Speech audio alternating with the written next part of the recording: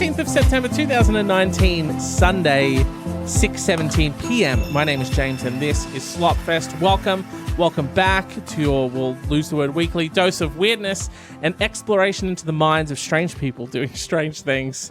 Hey, normally on this show we'd take a look at a couple of unbelievable and bizarre news stories. In a very scientific manner, we tend to do that. You know, we put our finger on the pulse of society and try to understand what's going on in the world. Why are people doing what they're doing? Why are they acting like this? What's motivating that? But instead, today, we're going to do something a little different. Similar to the last episode that I did about selfies and self-itis. If you want to find out if you have the new great condition, selfie-itis, you can go check out that episode at slopfestpod.com. There's also a heart scale that you can sort of do to see if you have selfie-itis. None of this coming from me. This is all actual studies, research, backed by people in lab coats. Don't listen to anything I have to say. I'm just saying the words of lab people. Good, we're off to a good start. You've probably noticed hashtag deep dive in the title of this episode, and that's because over the next coming months, I'm trying something a little different with some changes to the show. There'll still be strange news. I still love doing that. And thank you to people who are submitting those stories. They are banking up. So I'm sifting through those and picking out which ones I want to do. So thank you. Still keep submitting that. They'll be their own episodes.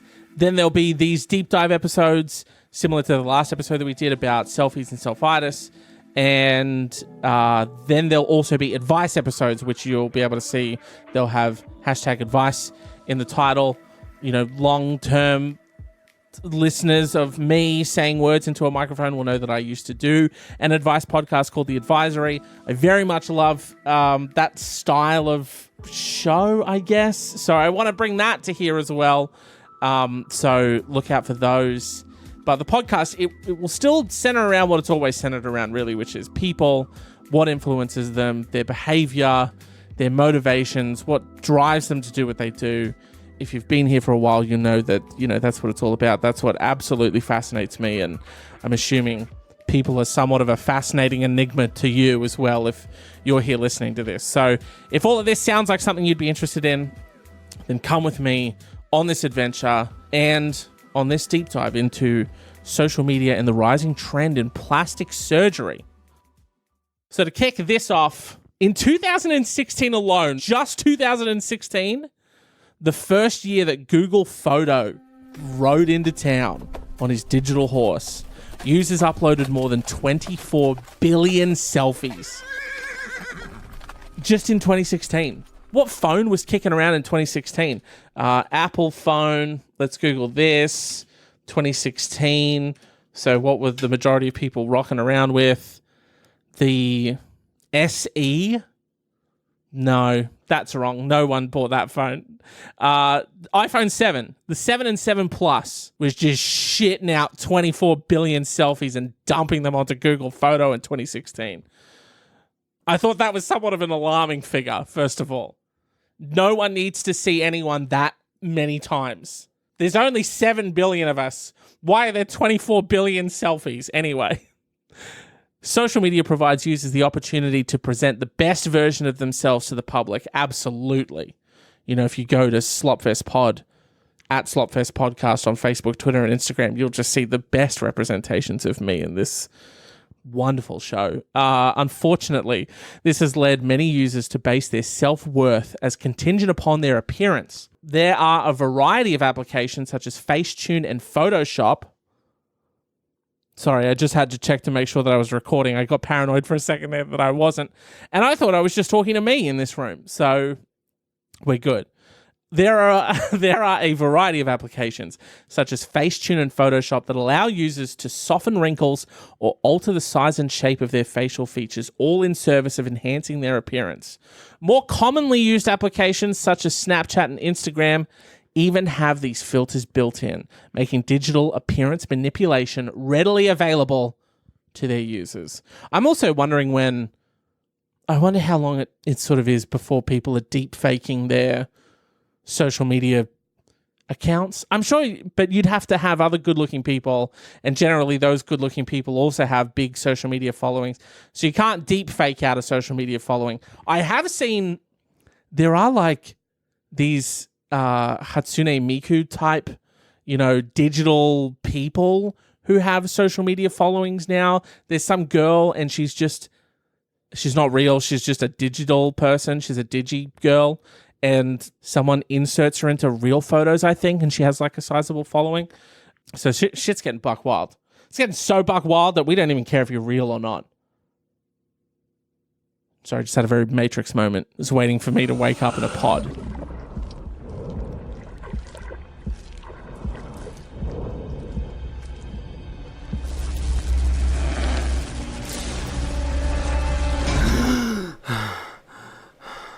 The popularity of social media and photo editing has had a significant impact on the field of cosmetic surgery.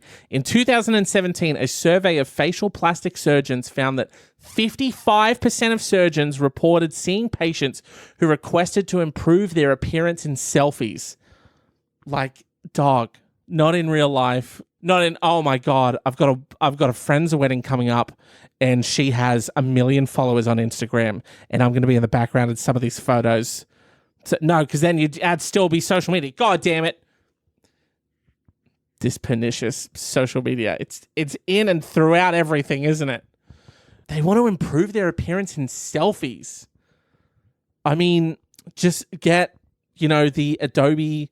I know that Adobe Photoshop is very expensive now. Now that they've moved the whole suite to the cloud, it's very expensive. I think you can just get Photoshop for $15 a month, though. So that's pretty good. I'm saying, hey, if we want to do this on a budget, is what I'm saying. I want to look good just in selfies. Here's how we do it on a budget.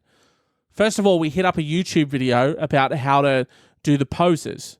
Don't stand side on with you. You have to have your arm out. Otherwise, your arm will look bigger than it normally is. And you can't have that. And then you can't sit normally. You've kind of got to do a lean. You got to do a lean back, but half in. Oh, man, it's so complicated. But I'm just saying. There are tactics, and then $15 a month for Photoshop, ease out some of those like smudges and nudges and stuff. That's how we look good in selfies on a budget. That's all I'm saying. You're welcome. Actionable advice here on this podcast. This trend has led to the creation of a new term called Snapchat dysmorphia, which refers to the psychological phenomena of patients bringing filtered selfies to their surgeons to illustrate the desired surgical changes they want to achieve. People are bringing filtered selfies. So I'm rocking in. I've done the Google Pixel portrait mode where it like softens out all my skin and I look like a doll. Have you done that? Why did they add that feature? I look like a doll. Anytime I've taken, this is maybe why there's no selfies of me, particularly in like the past year since I got a Google Pixel, but any selfie, just you look like a skin mask of your own face. It's fucking terrifying. So anyway, I skin mask myself with my Google Pixel. Then I throw it in a Snapchat, maybe a bunny ears, maybe a dog tongue, one of those. I smooth it out again, get very smooth. I save that. I put it in Photoshop.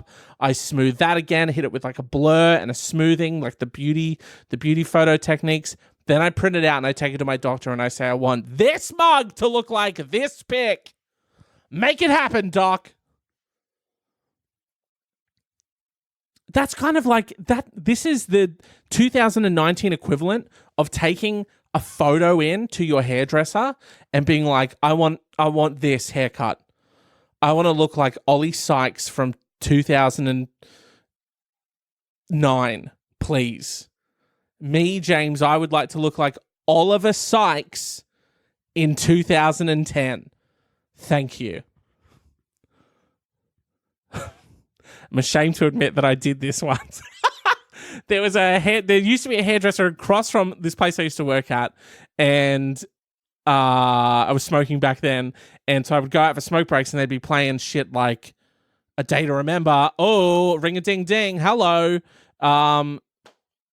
Escape the Fate, those kinds of bands back in the day. Holy shit, Escape the Fate. I haven't thought of them in forever. So I thought, these are my people, obviously. I go in, lots of tatted up, wonderful people. I'm like, yes, I found my tribe. This is it. I take a photo of Ollie Sykes in and say, this is the haircut I'd like, please. So, revealing a lot about myself on this podcast that I later will regret. But this is and shut up, we've all done it.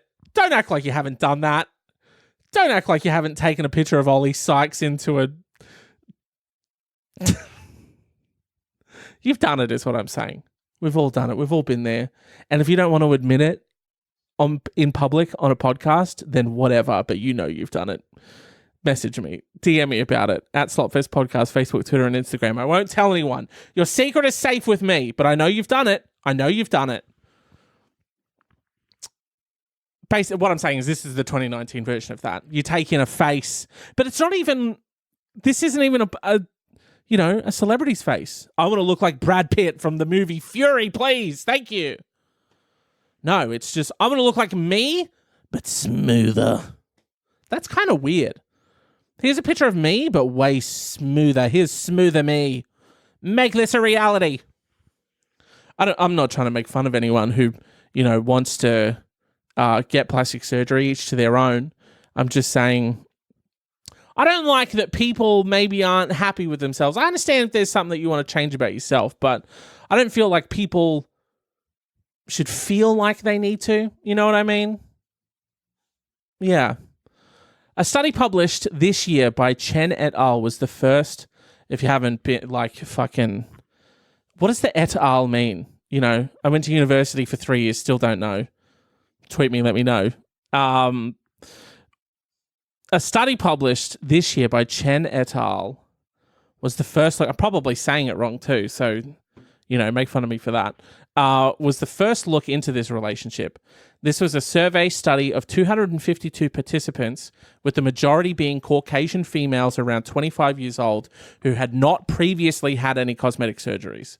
They found that increased engagement in social media correlated with increased consideration for cosmetic surgery, and more so with the use of certain applications. The visual nature of such applications naturally leads users to focus on physical appearance. The sociocultural theory suggests that people learn beauty standards within the social and cultural context. Obviously, this ultimately may lead people to judging their own appearance based on the beauty standards defined by the society in which they live. Yes, you just said that. Yeah, that is the social and cultural context. Anyway, currently the sociocultural standards in the United States and throughout much of the world are inarguably established online. Yeah, I'd say so. Pick up a fucking magazine and shit, dog. One type of person on it. For dudes too, I ain't seen any chunky fellas on the cover of GQ. I don't read GQ. I don't know what's on the cover of that. There might be, actually. Jokes. I sincerely doubt that there is. One of the most obvious dangers of having social media as the primary vehicle for establishing cultural standards is in the potential for the creation of unrealistic norms, especially if you have, again, James's budget package for drastically improving how you look. Fuck. I think I'm going to have to... Oh, no. Am I going to have to put a picture of me up on Instagram at Slotfest Podcast on Instagram of it face-tuned and full-blown beauty photoed out? Fuck. Yeah, I'm going to have to. I'm going to have to do it. We'll do a side-by-side. Which one's better? This issue has previously been widely discussed as it pertains to the use of airbrushing and other techniques that have been used in the editing of marketing materials for many years. Many have expressed concern about the relationship between airbrushed magazine covers and the increased incidence of eating disorders, mostly in young women. With the advent of smartphone filters, the airbrush phenomenon has now spread to a much broader group. I didn't even think of that. Because everyone's like, oh, don't airbrush your mags. Now it's like, I'm airbrushing my face in a second with an app that I use every day. Fuck. That's got to fuck you up. It is human nature to engage in comparison. This is an evolutionary adaptation that has helped move human civilization forward over thousands of years by inducing conformity and community. Ugh, yuck. But it may also come at a cost. Studies have shown that comparing oneself to others that are believed to be superior often has negative impacts on self-esteem. Ring-a-ding-ding, obviously. Stop comparing yourself to other people. Super easier said than done. Although, I personally recommend Headspace. Not a sponsor, obviously. There's like 100 people that listen to this. If you are looking for like a mindfulness and meditation app, oh my God, go for the sweet, sultry, dulcet tones of Andy Puttycombe from Headspace. Oh, dude's got pipes of an angel on him. It's been very helpful for me, but his voice is fucking beautiful as well. So go check that out. You can do 10 days for free, so give that a peep. This is called upward social comparison. Studies have shown that comparing oneself to others that are believed to be superior often has negative impacts on self-esteem. This is called upward social comparison. Sorry, I just thought I would reiterate that because I said it, then talked, then said, I thought you might have forgotten it, but you get it now. Interestingly, on the other hand, downward social comparison can lead to an improvement in self-evaluation. That's a little bit sick. That's kind of fucked up. Oh no, look at these people who are so much more attractive than me. I'm so longing to look like that. Who's this mole? Oh, that makes me feel good. Oh, get a load of this ratty fuckhead's rat's tail. Look at this guy's nose. Oh, I feel good about me. Doesn't that seem fucking sick to you? That's fucked. While there are some data to indicate that posting a digitally enhanced photograph may have an immediate positive effect on self-evaluation, research in this area suggests that in the long term, these posts likely have a negative effect on self-esteem, perhaps because of the upward comparison the individual experiences between herself and her digitally altered image. Holy fuck. You're looking at people online and comparing your own physical appearance to them and thinking like, holy fuck, you know, I'm never going to be like this beautiful. Oh my God, they're amazing. And then they're also posting an altered version of themselves online, their own altered image, and then thinking, oh my God, I'll never be as good looking as digital me. That's crazy. Wow. That's crazy to me that you would experience the same thing, the same upward comparison the individual experiences between herself and the digitally altered self. That's crazy. That's like blowing my mind a little bit. Because you look at you, wow, you're like longing for a you that like doesn't exist. Oh, that's fucked. Man. I guess the takeaway is to follow people you want to be and also those you super don't want to be. And then that way you can sort of float in this psychotic medium where you're simultaneously experiencing upward social comparison and downward social comparison. It's a circle. It's a circle of a life. Social media life. Toxic. Jesus. Sorry. Sorry about that. I didn't mean to impose upon you the pipes of an angel. Overall, social media is a significant driver of cosmetic interventions. While we discuss the complexities of this relationship, we also recognize the potential societal benefits of social media, specifically the dissemination of knowledge, potential for exchange of ideas, and community building. See, those are the aspects of social media that I enjoy and that I've always championed when people have poo-pooed social media. But kind of the more time goes on that we have these social media platforms and you see the detrimental effects that it has on people, is the bad kind of outweighing the good at this point, maybe? Or is it still like 55% good, 45% bad? You know what I mean? Ugh. I don't know. Because, but then, man, I've always thought that, the younger generation's going to be fucking baby geniuses running around everywhere because they have the entire, world's knowledge on a device in their pocket at all times. But I've seen that that's not the case. I don't want to blast my own nephews, but,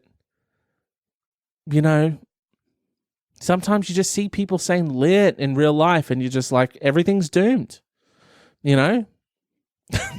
everything's just done for. Liddy. Oh, never again. Please stop. Sorry. According to an American Academy of Facial Plastics and Reconstructive Surgery survey of over 750 board-certified facial plastic surgeons, surgeons described seeing a 31% increase in plastic surgery requests as a result of how people want to present themselves on their social media accounts. It's crazy. These, even a lot of social media now, if you unfriend someone or unfollow them, it's like a real life, real personal attack that you've made against them. And so now, personally for me, what I have to do is, because, hey, I have friends and family who I love, but, okay, for instance, on Instagram, the majority of what I use Instagram for on my personal account is I follow just like artists and people who, people who paint, sculpt, that kind of stuff. So it's kind of just a constant feed of art for me, and then people like, my sister who don't really get that Instagram specifically. I'm putting my family on blast in this episode. Jesus Christ. But she doesn't respect the feed, okay? Not social media, but Instagram specifically is all about the feed. So when people, you've seen those people who will post like 9 images all at once. So when you go to their profile, it makes out a single image. No, stop. Please stop. Instagram is about the feed, not about your profile. So give that a fucking rest. Turn that. Anyone who does that, I'm immediately just like, nope. And they're gone. Just unfollow. Fuck off. Because you don't respect the feed. But she's my sister, so I can't unfollow her. So you use the mute button every now and then. Don't see less of this, She also, again, I know I'm putting my own family on blast, but I'm just saying, you have friends and family like this as well, okay? So don't look at me like I'm putting someone on blast. I'm saying this is what we all experience. Like, dog, someone who takes like 9 photos of the same thing, and instead of saying which one of these is the best one to put out, they put out all fucking 9. Okay? And maybe that's what my sister does. And maybe I don't need, I love my nieces and nephews and stuff, but I don't need to see 9 images of like them on a bike. It's like I got it the first time. You know what I mean? Am I bad for saying this? Do you get what I'm saying? The mute function is saving so many real life relationships because an unfollow or an unfriend online is just you're socially killing that real relationship between you and another person, being like, I don't want to see the stuff that they post on this platform. No. That's a real relationship being killed. So you can't do that. You have to use the mute function is what I'm saying. Anyway, I digress. So this survey of 750 board-certified facial plastic surgeons said they saw a 31% increase in plastic surgery requests because people want to look better they want to, present themselves better on social media accounts. The survey noted that while breast augmentation remains the most popular cosmetic surgery option, surgeons are seeing an increase in procedures such as Botox, upper arm lifts, rhinoplasty, and facelifts. upper arm lifts. An upper arm lift? Oh, you mean like, is that like tuck shop lady arms, that kind of thing? I got some tuck shop lady arms. You know, I'm not ashamed. I'll bring it. You can't, if you listen closely, you can hear it flapping. You can't. It is though. It's gross. It's so gross. It's not entirely surprising to hear that the advent of social media might affect how people feel about their looks. In October, I sort of pulled information from a whole bunch of different sources. So in October, Shape partnered with SheKnows.com to find out how readers felt about their body image how readers felt about their body image and self-esteem. 42% reported that social media made them feel less confident about their looks. Quote, social media sites center around photos. New York-based plastic surgeon Matthew Schulman, MD, told Shape in an earlier post. Well done, Matt. You figured out the internet. Everyone wants to see how this again, another quote by our good friend Matt Schulman, MD. Everyone wants to know how their high school girlfriend or boyfriend looks now, and no one wants to be perceived as ugly or old. Or old? Dog, we're all getting old. Time is linear, dude. Like,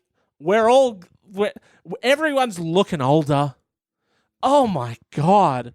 You'll never believe this.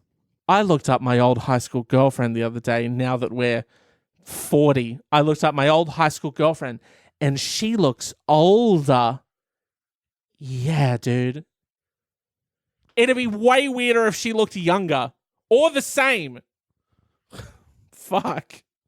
Dr. Schulman also said that he has seen a significant increase in plastic surgery requests from people who are worried about how they appear online, which is consistent with the AAFPRS survey. Aside from filters, camera angles are a huge factor affecting the way people look in photos. If the camera lens is too close to your nose, for example, it will look larger in the photo than it appears in real life. If your camera is angled below your face, the photo will show parts of your face that you don't necessarily see when looking straight on. And if you're photographed underneath a light source versus beside the light, it's going to cast shadows on your face and body. Okay? All pretty standard takeaways. Pretty sure everyone knew that. Everyone's accidentally opened the front-facing camera and been absolutely horrified. Hamra provided a specific example to illustrate this point, referring to a patient who was requesting to have work done on his nose to decrease the visibility of his nostrils. However, the photo he used as reference was taken from below, meaning his nostrils were clearly visible. And this is a quote by Hamra. I said, "Can I take a couple pictures so I can see what you're seeing?" Hamra said. I took some pictures straight on, showed him and asked, "Do you still think your nostrils are large?" He was like, "Well, I don't see my nostrils." It's important to remember that photos aren't always the most accurate depiction of ourselves, and dwelling on them can more than likely just lead to over-scrutinizing your appearance. Which is funny, actually. There's a mirror called the True Mirror, which I think is a mirror's image reflected 4 times maybe. I don't know. You can Google a True Mirror. But essentially it shows you what you look like, because basically you are familiar. The way that you look now is different to how you look in photos because you're used to seeing yourself in a mirror from certain angles. So this reflects back not a flipped image or something, and it's supposed to be you looking into a mirror, but it shows you back how you actually look. I would love to look in a true mirror, by the way. I think it'd be a trippy experience, or horrifying, either one. Just thought that was just an interesting thing. Maybe you haven't heard about it. When I heard about it, I was like, that's pretty cool. Don't know where one is, though. Would be interested in doing it anyway. It's easy to focus on the little things on Instagram, even though no one is looking at you that closely. Dr. Stafford Broadman, a plastic surgeon in New York, it gave his full address for some reason, suggested individuals are looking for more targeted cosmetic procedures as a result of social media. People will come in and say, I need a little lateral brow lift, or I need more fullness in the middle part of my lip or the outer part of my lower lip. Broadman said, noting that the requests are more specific than in years past. Might have something to do with the advent of this thing called the internet now, but just a thought. What a dick thing to say. I'm such a dickhead. Broadman suggested apps are leading more people to have work done on their lips and around their eyes, chin, and jawline. I've always been interested in why the lips, why the lips is a thing. And like for girls, working out is all about butt, and then plastic surgery stuff seems to be all about lips. I don't know why. It'd be interesting to see why those things start, you know what I mean? Like specifically why that? Why not anything else? Why not small hands? Well, that's bad. You can't really do much about that. Small arms or big arms. Why isn't that one? Well, I guess it is for dudes. Anyway, I'm an idiot. The specificity of procedures extends beyond the face, said Dr. T.Y. Stephen IP, a plastic surgeon who works in both California and New York. People are now undergoing hand rejuvenation procedures, he said, including some women who have been getting those hand lifts in order to capture the perfect engagement ring selfie. That's crazy. I have to get hand rejuvenation. Did he say surgery? Plastic surgeon, hand rejuvenation procedures and hand lifts so that my hand in my engagement ring selfie looks immaculate. That almost seems weirder to me than all the other stuff. Because I understand, if someone's like, oh, I want to change my nose, or like, I want to change my jawline or something. It's like, I can understand that, I guess. But wanting to get hand procedures so that your hand looks the best it can in your engagement ring selfie, that seems too niche, too specific for me. I don't know why that's unsettling for me. It's too specific. It's not something you really focused on before, but now with people looking at every facet of their life, it's like, hey, I wonder if there's a way I can make my hands look better. And that's when a procedure like hand rejuvenation comes up, says Dr. T.Y. Stephen IP. And finally, according to a study titled The Public's Preferences on Plastic Surgery, Social Media Engagement, and Professionalism, Demystifying the Impact of Demographics, an anonymous 31-question survey was crowdsourced and delivered these results. There were a total of 527 respondents. Of these respondents, 33% follow plastic surgeons on social media, with those aged younger than 35 3.9 times more likely to do so.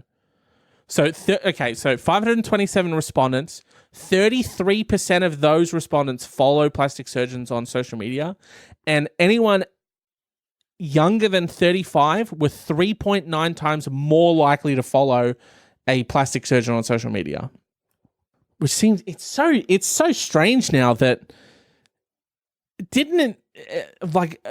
not that long ago, it was all about older women getting plastic surgery to look younger. Now it's all younger people getting plastic surgery to stay young. I don't know. It's so strange now. Everything's flipped. Ever since Missy Elliott put her thing down, she flipped it and reversed it all. Now nothing makes sense. Google was the first place people would look for a plastic surgeon. 46% of people would first look on Google for a plastic surgeon.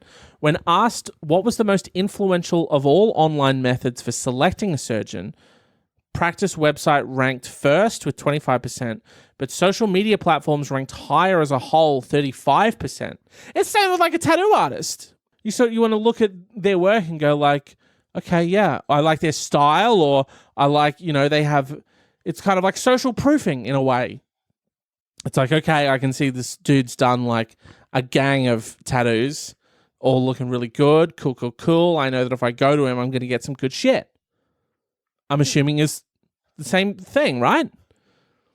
Those considering surgical or non-invasive procedures are 3 times more likely to select social media platforms as the most influential online method in selecting a surgeon, and 5 times more likely to follow a plastic surgeon on social media. So if you're considering surgery or non-invasive procedures, you're 5 times more likely to be following a plastic surgeon on social media. Well, I mean, obviously, if I'm in the market for a fucking TV, I'm 100% more likely to be looking at TVs online than than my normal TV browsing that I do online. The majority would prefer not seeing the surgeon's private life displayed on social media. 39%. I don't want to see where he's spending my money. Hey, dog, I'm spending $10,000 for a new nose. I don't want to see your fucking sweet yacht and your rad Mercedes-Benz, dick. Respondents were evenly split regarding whether graphic surgical images would lead them to unfollow accounts. I wouldn't want to see that. You only want to see the finished product. You don't want to show people how it's made. But still, you know what I mean? Like, that's got to turn people off, right? It's got to be one of the only social media platforms or sort of industries that use social media to advertise what they do, where they're like, hey, dog, don't document the process. Give that a miss, because that'll turn some people off. 96% of the general public were unclear of the type of board certification a plastic surgeon should hold. So these dudes could just be out here fucking like going cowboy style, really just Wild West in it. You don't know well, that's a good point. It's like, you know, what do you need? Do you need a certain certification for a nose? What if I'm in there getting nose and I'm like, let's throw in a jawline. You know what I mean? And they're like, I can't do jawline. I've got cheeks up. We can do brows. If you want to do brows, can't do jawline.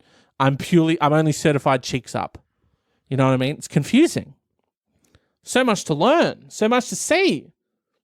So what's wrong with taking the back seat? You know, sometimes. That's going to do it for this episode. You know, what did we learn? We learned that social media is fucking buck wild. And clearly, social media is doing wonders for plastic surgeons. Jesus Christ. But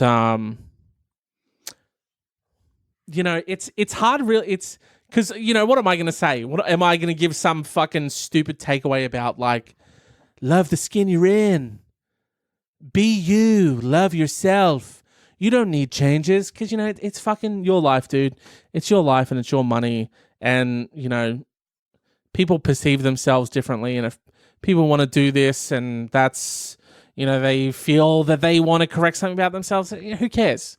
You know what I mean? They're not hurting anyone. Oh, I mean, obviously, unless they're online saying to people like, if you have like a social following and you're like, and you should get this too. You need it. Everyone needs this. Everyone's hideous. Go and get something fixed. You know you need something fixed. You know, in that case, fuck those people. But I'm just saying, like, if I'm talking average person, they, you know, want to get something done, who cares? You know what I mean? But been a weird position right here. Hey, love the skin. Let's end with love the skin you're in, and I love you. Oh, sort of backed into this relationship, haven't I? Head over to slopfestpod.com to get some more in-depth show notes and some bespoke cover art for this and previous episodes. Although the cover art shows up on some platforms and not others. I don't know. It's weird. For me, I use an app called Pocket Cast, and it doesn't show the custom artwork. But you have to manually set it to do that. Anyway, go to slopfestpod.com anyway. That, again, the title of the show is changing, so the link will eventually change. You know, right now you can still slop a follow on the socials to be notified when new episodes go live. While you're there, shoot me a bloody message. Maybe send me a weird story. Or, you know, maybe there's a topic or something that you want me to have a look at, or anything like that. You know, you want to have a chat, I'm there at Slopfest Podcast, Facebook, Twitter, and Instagram. You know, feel free to send me anything, have a chat. Throw me a DM. I've had a lot of DMs coming in lately on Instagram with news stories, so thank you for that. Or you can email me, slopfestpodcast@gmail.com. But yeah, if you go to the socials and you follow there, when all of the title of the show changes and obviously the social links will change, you'll already be subscribed. You know, you'll already be following along. You'll be ahead of the curve. You don't need to worry about none of that shit. Get in now before the changes happen, and you'll be right. You'll be totally unaffected by essentially Slopfest's version of the Y2K virus. That's not a thing. But that's going to do it for me. Thank you for listening to this. And again, trying new things out. Always let me know what you're thinking, and what you're thinking of this new style, this new addition to the lineup of, I guess, content for the show. I really hate when people refer to the things they do as content. You do a podcast, just say it's a podcast. But I couldn't think of a series? Different series? Maybe you should have said that. Fuck it. It's too late now. No, thank you for coming and listening. I do appreciate you giving your time. And leave a rating and review. Share it with a friend. And yeah, give me your feedback. Come have a chat. I'd love to hear from you. And I'll see you next time. Love the skin you're in, and I love you. All right, bye.